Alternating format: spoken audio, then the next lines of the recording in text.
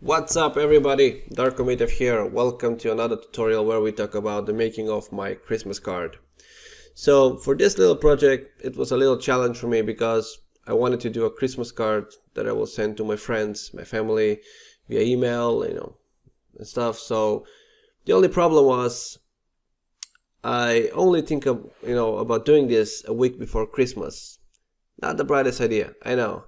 So I just had a few days to think about, making something, get it done, send it, hopefully before Christmas, just to warm up their Christmas week just a little bit. So without wasting any time, I did brainstorming of what I associate Christmas with. So I grew up in a village with a lot of snow and trees in the wintertime, a lot of small houses covered with snow. So it was a common sight for me. So, it only seemed proper that I would just, go with what I feel that Christmas is. So I Googled some images of, cottage, snow references, trees, all that good stuff. I had no idea what I'm going with this, how it's gonna end up looking, but oftentimes I found that, you don't have to have everything figured out to start doing something. I feel like that's the biggest, procrastination challenge that people face when they, especially when they don't have a concept and they want to do something on their own. Because, if you have a concept, everything is figured out. You just need to, get it, translate it in 3D, figure out what tools you're going to use, techniques, all that stuff. But what happens when you don't have, all that information? How do you start? Like, where do you start? So for me, I always try to go back to my roots, what I know, how I feel when I see something, what emotion evokes in me. So, keeping that in mind, I just Googled very briefly, some references, and I created like a reference board, and I was like, okay, let's just start. So if you see this cottage, being done not from a box, it's because I only thought of recording it after I start modeling. Another bright idea. A lot of these today.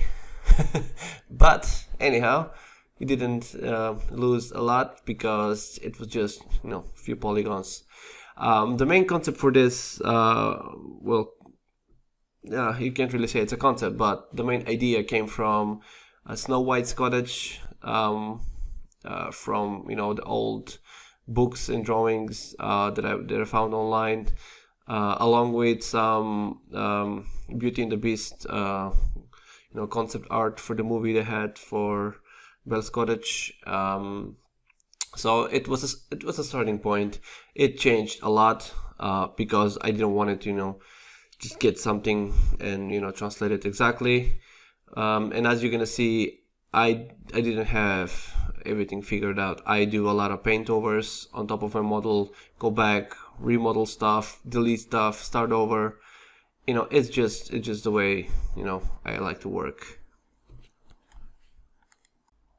So because I didn't have a lot of time, it helped me to make a lot of choices fast. I didn't have time to overthink, is this gonna work? Is this the right thing to do? It forced me to be more decisive. It forced me to think creatively, much faster than I usually would, because the main idea for this was I would like to have a cottage that looks fairy tale-y, like very the cottage itself was supposed to look like it's very warm inside. There's like a nice fire going on, and in this orangey yellow tones, to complement with the bluish purple tone that I would have for the outside. So the layout was like, okay, we're gonna have a cottage, we're gonna have maybe like a frozen river, like a fallen tree, that will go across the river to serve as a bridge, or maybe like an actual bridge, or it was a very vague idea. It was very open to interpretation. I wanted to see what I'm gonna come up with in 3D directly. I just started with that because I feel like a lot of time we stop ourselves to do something because we think, oh, this is gonna take too much time. This is too complicated, or I don't have it figured out, or that's all well and good, but I feel like a lot of times we miss out on a lot of opportunities, if nothing else, just to learn and grow, and enjoy the process, because we need to remember why we started in this industry. Because for me, I'm doing it because I cannot not do it. I cannot, I wouldn't do it. I wouldn't have it any other way. For example, if this ends tomorrow and like if I don't get paid to do 3D, I will still do 3D. It's not like I'm doing it for the money, or I'm doing it because it's cool. It's it's a way to tell a story. So just remember that next time you're starting a project, because the minute you start working on the thing that inspires you, you will get so many ideas. You'll get pumped. You will get all this satisfaction from, hey, I'm actually doing something that I want to do, not something that people tell me to do it because it brings them money or stuff. So that's why I think it's crucial to to do your personal artwork after work, on weekends, whatever you feel like doing or can, because if you don't do that, then when you go to a studio or you work for a client, you don't actually do what you want. You do what they want. You're there to make their dream come true, not yours. Just remember that. So if you're not making your dreams come true, then why you're even doing anything? What's the point of just making someone else happy and you feel miserable in the process? So just keep that in mind,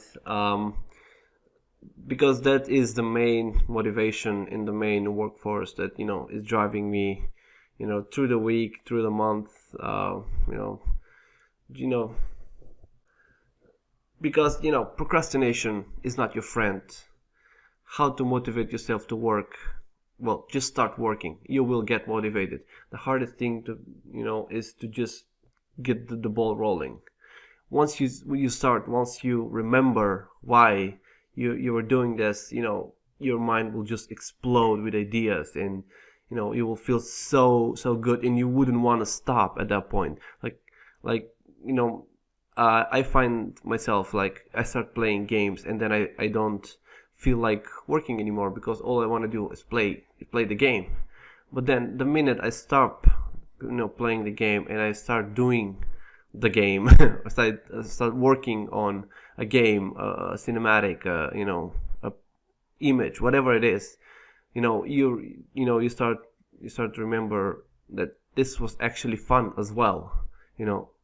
So I think it's vital to do this kind of stuff. So back to the technical side of things. As you can see, I'm just doing a rough block out for now. I'm not worrying about topology. I'm worrying about my stuff being clean, because all of this will get remade. Well, I'm gonna do paint over.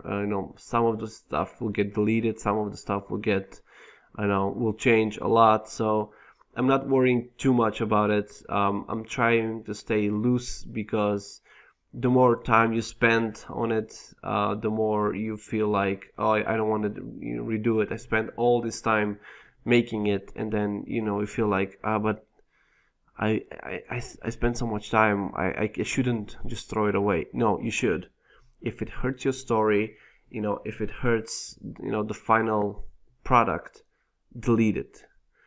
You shouldn't have any emotional attachment to your work in progress files, even your final files, because the art is very subjective, and sometimes we do we do a lot of stuff because we feel a certain way.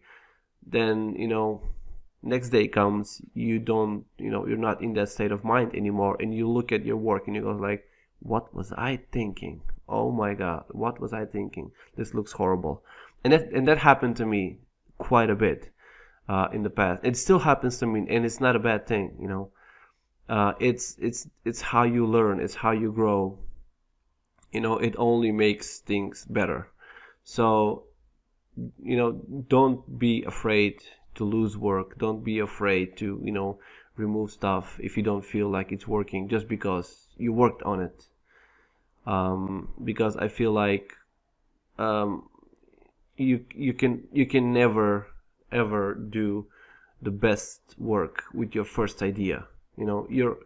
As you explore your idea, you will start remembering stuff, like you're gonna put a piece of wood here, but then you remember, okay, I need another piece of wood underneath to hold it, because it will feel a lot grounded. So you go back and you redo, and then you do that and you go, well, yes, but this is not in the style. Okay, so then you find references, you find something really cool, and you go, oh crap, I already did all of this work, but now this reference is so cool, it's really close to to the style of what I'm doing. Just take what you did, export it, save it to a file. You may use it later for a different project, but don't use it in this just because you already done it. It makes no sense. So that's it for the part 1. In part 2 we'll go over the paint over, and we're gonna start some actual modeling. So I hope you like it. See